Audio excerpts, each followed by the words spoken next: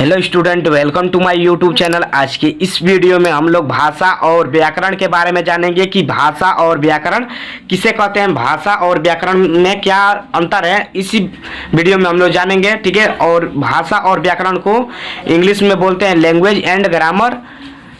Language and grammar बोलते हैं भाषा और व्याकरण को इंग्लिश में।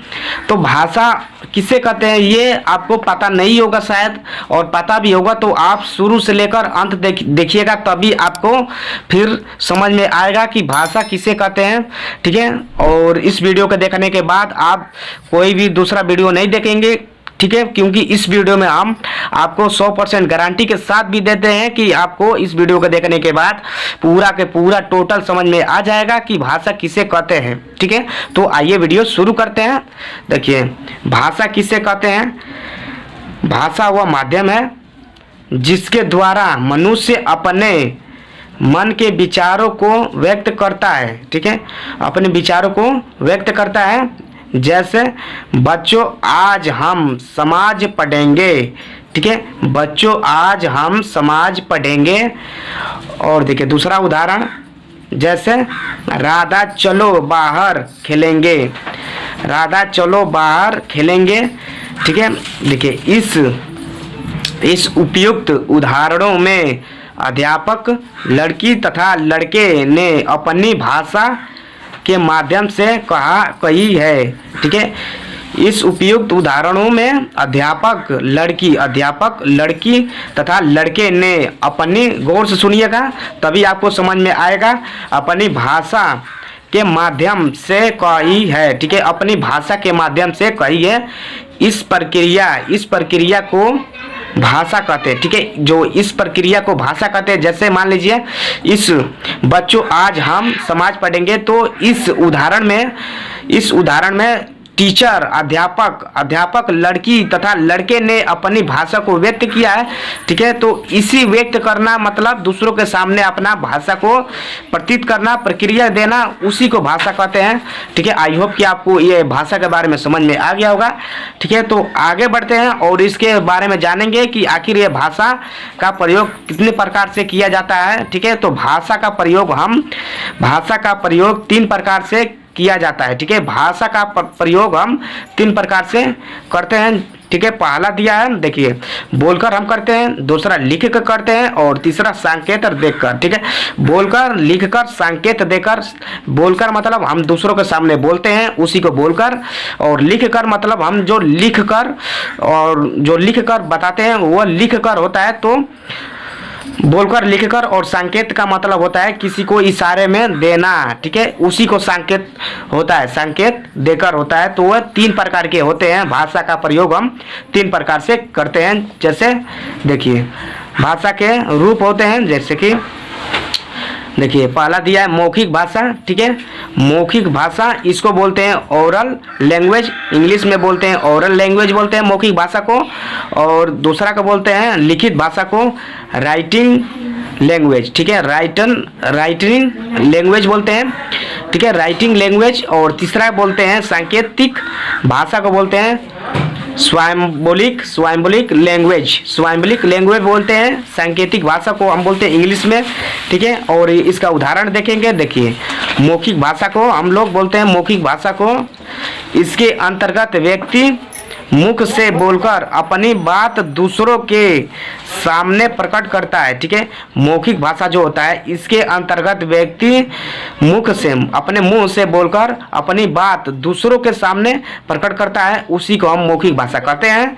ठीक है, और लिखित भाषा इसके अंतर्गत व्यक्ति अपने विचार लिखकर दूसरों के सामने प्रकट करता है। ठीक है, इसके अंतर्गत व्यक्ति अपने विचार लिखकर दूसरों के सामने प्रकट करता है। ठीक है, उसी को हम लिखकर जो प्रकट करता है उसको लिखित भाषा बोलते हैं। ठीक है, और सांकेतिक भाषा को बोलते हैं, देखिए सांकेतिक भाषा इसके अंतर्गत व्यक्ति अपने विचार न लिखकर और न मौखिक रूप से व्यक्त करता है बल्कि किसी संकेत के। ठीक है, इसके अंतर्गत व्यक्ति अपने विचार न लिखकर और न मौखिक रूप से व्यक्त करता है बल्कि किसी संकेत, और उधर लिखे हैं, उधर वाले देखते हैं। ठीक है दोस्तों, ठीक है, माध्यम से व्यक्त करता है साहित्य में इस भाषा का प्राचीन नहीं है। ठीक है, जो मौखिक भाषा जो सांकेतिक भाषा होता है, ठीक है, इसके अंतर्गत व्यक्ति जो होता है वह विचार न लिख कर करता है, न मौखिक रूप से करता है, बल्कि अपने संकेत के माध्यम से करता है, इशारे से जो बात करता है उसी को हम लोग सांकेतिक भाषा कहते हैं। सिंपल से उदाहरण में आपको समझा रहे हैं। ठीक है, आपको आई होप कि उस सांकेतिक भाषा और लिखित भाषा और मौखिक भाषा के बारे में आपको टोटली पता चल गया होगा। ठीक है, और आगे बढ़ते हैं। देखिए, लिपि किसे कहते हैं? ठीक है, लिपि किसे कहते हैं? भाषा का लिखित रूप लिपि कहलाती है। ठीक है, भाषा का लिखित रूप लिपि कहलाती है। ठीक है, हिंदी भाषा की लिपि देवनागरी है। ठीक है, जो हिंदी भाषा होता है उसकी लिपि जो होता है वह देवनागरी कहते हैं उसको। ठीक है, देखिए, कुछ भाषाओं की लिपियां निम्नलिखित है। ठीक है, कुछ भाषाओं की लिपियां निम्नलिखित हैं। जैसे मान लीजिए, देखिए, भाषा में आ जाएगा लिपि हो गया, भाषा लिपि हो गया। देखिए, हिंदी, अंग्रेजी, पंजाब हो गया। ठीक है, भाषा में तो हिंदी का जो होगा लिपि देवनागरी होगा, अंग्रेजी का लिपि होगा रोमन, पंजाब का होगा गुरुमुखी, और इधर हो जाएगा उर्दू, संस्कृत, मराठी। ठीक है, उर्दू का हो जाएगा फारसी, संस्कृत का हो जाएगा देवनागरी और मराठी का हो जाएगा देवनागरी। ठीक है, इन छह का इसी तरह होगा, लिपि होगा। हिंदी का एक बार फिर से दोहरा दे रहा है, आई होप कि आपको पूरा समझ में आ जाए। ठीक है, भाषा का हो जाएगा, भाषा लिपि हो जाएगा, और हिंदी का हो जाएगा देवनागरी, अंग्रेजी का हो जाएगा रोमन, और पंजाब का हो जाएगा गुरुमुखी बोलते हैं। ठीक है, लिपि में इसको, उर्दू का हो जाएगा फारसी, और संस्कृत का हो जाएगा देवनागरी, और मराठी का हो जाएगा देवनागरी। ठीक है, और आगे बढ़ते हैं। ठीक है, देखिए, भारतीय भाषाएं जो होती है, भारतीय भाषाएं, भारत में अनेक भाषाएं बोली जाती हैं, परंतु हिंदी भाषा को ही राष्ट्रीय भाषा के रूप में क्या लिखा है, समान्यत दी गई है। अतः हिंदी हमारी राष्ट्रीय भाषा है। भारत में बोली जाने वाली अन्य भाषाएं हैं, जैसे पंजाबी, गुजराती, ठीक है, असमिया, और इधर हो जाएगा मलयालम, मराठी, संस्कृत, उड़िया, कश्मीरी आदि। ठीक है, भारत में जो अन्य भाषाएं बोली जाती हैं उसी के बारे में है। ठीक है दोस्तों, भारत में जो अन्य भाषाएं बोली जाती है, जैसे कि मान लीजिए, देखिए, भारतीय भाषाएं हैं, भारत में एक बार फिर से दोहराते हैं, भारत में अनेक भाषाएं हैं, अनेक भाषाएं बोली जाती है भारत में। ठीक है, बोली जाती है, परंतु हिंदी भाषा को, जो हिंदी भाषा होता है, हिंदी भाषा है, उसी को हम लोग राष्ट्रीय भाषा के रूप में मान्यता देते हैं। ठीक है, अतः हिंदी हमारी राष्ट्रीय भाषा है।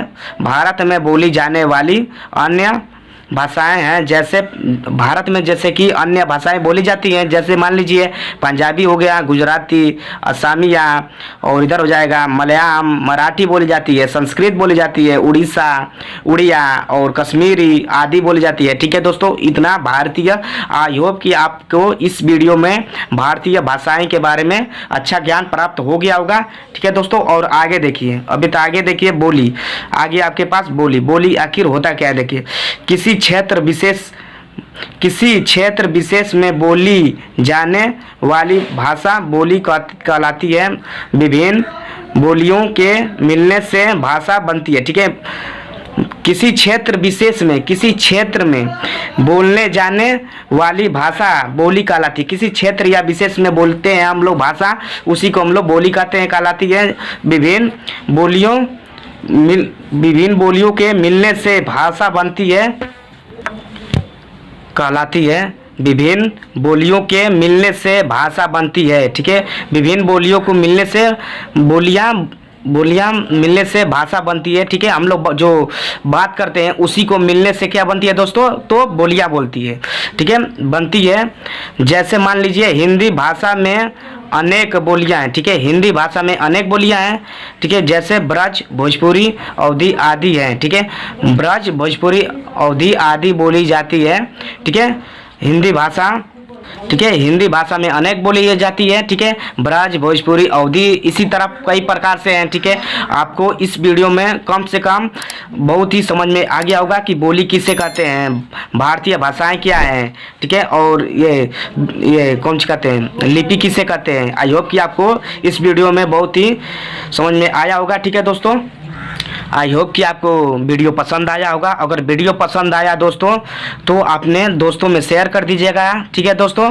और हमारे चैनल पर नए हैं तो अभी से सब्सक्राइब कर दीजिएगा, साथ ही साथ में लाइक कर दीजिएगा और कमेंट कर दीजिएगा कि आपको इस वीडियो में कितना समझ में आया। बहुत ही सिंपल से हमने समझाया है, ठीक है। आसान ट्रिक है, एकदम अपने शब्दों में हमने व्यतीत किए हैं इस भाषा को।